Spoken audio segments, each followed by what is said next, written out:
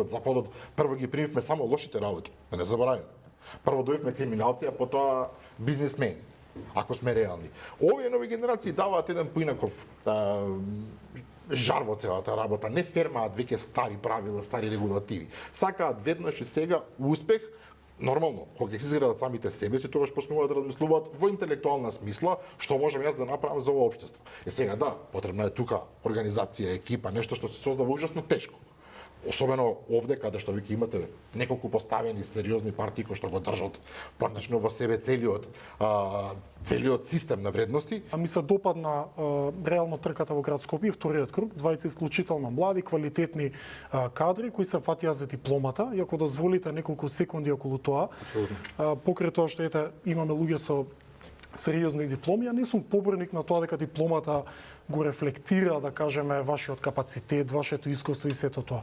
Меѓутоа, во контекст на политиката, отвара сериозен потенцијал, бидејќи ваквите луѓе, сите врати во светската политика им се отворени. Кога ваквите луѓе утре би биле премиер-претседател на Македонија, ќе седи на иста маса во секој момент со најважните лидери во светската политика. Нашиот проблем е што ние секогаш Европската унија и нашата заложба сме нарекувале стратешка.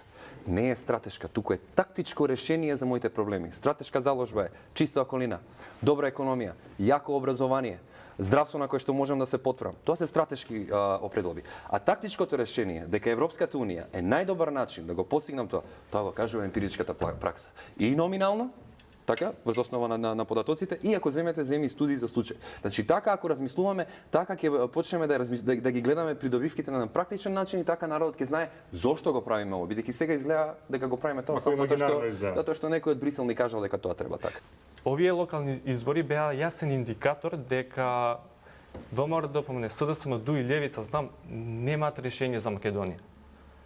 Значи, 35 години ние ги слушаме истите работи.